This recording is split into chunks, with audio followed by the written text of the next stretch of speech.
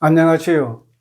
오늘은 오온, 즉 몸과 마음을 기뻐하는 사람은 괴로움을 기뻐하는 것이고, 괴로움을 기뻐하는 사람은 해탈하지 못한다는 주제로 말씀드리겠습니다. 상유타 니까야 기뻐함경은 오온, 즉 색수상 행식에 대한 집착과 괴로움의 관계를 다루고 있는 경입니다.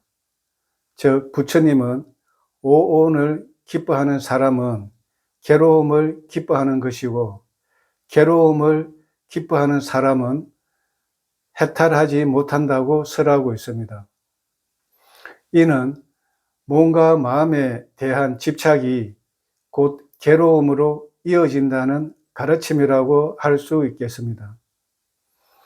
그러면 오온을 기뻐하는 것이 왜 괴로움을 기뻐하는 것이 되는지, 그리고 괴로움을 기뻐하는 사람은 왜 해탈하지 못하는지에 대해서 살펴보겠습니다. 먼저 오온을 기뻐하는 것이 왜 괴로움을 기뻐하는 것이 될까요? 상유타 니까야 무아의 특징경 등 초기 경전 도처에서 오온, 즉 몸과 마음은 무상하고 괴로움이고 무아라고 설명하고 있습니다.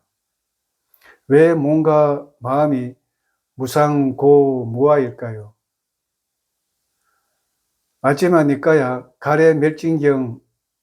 가레멜진의 긴 경을 보면 오온인 몸과 마음은 창조주가 창조한 것도 아니고 우연히 생긴 것도 아니고 부모의 성관계, 어머니의 월경, 간다빠 등 여러 가지 조건에 의해서 생겼다가 조건이 닿으면 사라지기 때문일 것입니다. 여기서 오온을 기뻐한다는 것은 무상고무아인 몸을 나라고 여기고, 느낌을 나라고 여기고, 인식, 생각, 기억을 나라고 여기고, 의도 등을 나라고 여기고, 마음을 내 것이라고 집착하고 즐거워한다는 의미라고 할 수 있겠습니다. 예를 들어 몸을 내 것이라고 여기고 성형수술이나 다이어트 등으로 얼굴과 몸매에 집착하면서 즐거워하고 기뻐한다는 것입니다. 또 느낌을 내 것으로 여기고 맛에 대한 느낌, 부드러운 촉감 등 즐거운 느낌에 집착하고 좋아하고 기뻐한다는 것입니다. 그러나 오온은 무상고무아이기 때문에 오온을 기뻐한다는 자체가 무너질 것을 붙잡고 사라질 것을 기뻐하고 내 마음대로 통제할 수 없는 것을 내 것이라고 여기는 것은 필연적으로 괴로움을 자초하는 일이라는 것입니다. 다시 말해 오온을 기뻐하고 집착한다는 것은 결국 괴로움 그 자체를 기뻐하는 것과 같다고 할 수 있겠죠. 즉 몸과 마음을 기뻐하는 것은 괴로움의 씨앗을 키우는 일이라고 할 수 있겠습니다. 그래서 부처님은 괴로움을 기뻐하는 사람은 해탈하지 못한다고 설명하고 있습니다. 그런데 중생은 왜 괴로움을 기뻐할까요? 그것은 오온, 즉 색수상 행식이 무상고무아 부정인데 상락아정으로 전도몽상하여 몸과 마음이 무상한데 항상한 것으로 착각하고 괴로움인데 즐거움이라고 착각하고 나는 실체가 없고 내 마음대로 통제할 수 없는 무아인데도 내가 있다고 착각하고 이 몸은 부정한데 깨끗하다고 뒤바뀐 생각으로 몸과 마음에서 기쁨을 찾고 만족을 구하고 심지어 몸과 마음에 집착하면서 즐기게 된다는 것입니다. 즉 중생은 몸, 느낌, 인식, 의도, 마음인 오온의 하나하나를 내 것, 나라고 여기고 기뻐하면 기뻐할수록 집착이 생기고 집착할수록 괴로움은 깊어지고 오래갈 것입니다.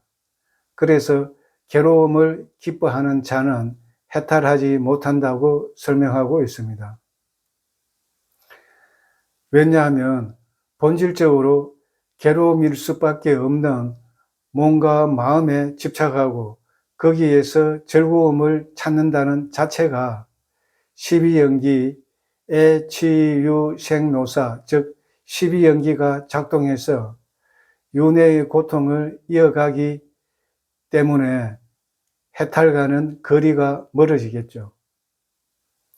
이상 정리하자면 중생은 우리의 몸과 마음을 나 내 것이라고 여기면서 애모를 꾸미기 위해 과도한 시간과 노력을 기울이고 마음 또한 내 마음이라면서 마음의 상처를 가대 해석하거나 자책하기도 할 것입니다. 그러나 부처님은 2600년 전 깨달으신 후 몸과 마음은 무상하고 변하고 괴로움이고 무아라고 강조하십니다. 결국 상류타 니까야 기뻐함경은 오온의 무상고 무아로 통찰, 여모, 이욕, 해탈지견의 해탈 공식을 설명하는 경전 가운데 하나라고 볼 수 있겠습니다. 그런데 2600년이 지난 지금도 중생은 왜 괴로움인 몸과 마음을 기뻐할까요? 그것은 우리의 몸과 마음은 무상한데 항상하다고 착각하고 괴로움인데 즐거움이라고 착각하고 나는 실체가 없고 내 마음대로 통제가 안 되는 무아인데도 내가 있다고 착각하고 몸은 부정한데 깨끗하다고 전도몽상하기 때문에 괴로움을 기뻐하고 그 괴로움에서 벗어나지 못하고 있게 되는 것입니다. 다시 말해 괴로움의 바탕인 몸과 마음에서 기쁨을 찾고 그 기쁨을 붙잡으려고 애쓰기 때문에 괴로움 속에서 헤매고 있을 뿐 벗어나지 못한다는 것입니다. 그렇다면 우리는 어떻게 해야 할까요? 우리가 살다 보면 몸과 마음에서 기쁨이 일어날 수도 있을 것입니다. 그러나 무성한 것에서 기쁨을 구하면 그 기쁨은 괴로움의 시작이 될 것입니다. 그래서 기뻐하되 집착하지 말고 무상고무아도 같이 보는 훈련을 하라는 것입니다. 그러면 몸과 마음에서 집착하지 않기 위해서는 수행을 통해 오온의 무상고무아를 통찰해야 되겠죠. 일상에서는 머리로라도 무상고무아를 이해할 필요가 있을 것입니다. 일상에서 무상을 이해하는 방법은 소리와 통증 등을 통해 무상을 관찰할 수 있습니다. 예를 들어 장 및 꽃이라고 말할 때 장이라고 말한 후 장이 사라져야 미를 말할 수 있고 또 미가 사라져야 꽃이라고 말할 수 있겠죠. 이렇게 말할 때 무상을 관찰할 수 있습니다. 그리고 말할 때뿐만 아니라 드라마나 뉴스를 들을 때도 예를 들어 부처님의 소리를 들었다면 처음에는 부를 듣고 나서 부가 사라져야 처를 들을 수 있고 또 처가 사라져야 님을 들을 수 있겠죠. 이렇게 말할 때나 들을 때 소리가 일어났다가 사라지고 또 생멸하는 것이 무상의 관찰입니다.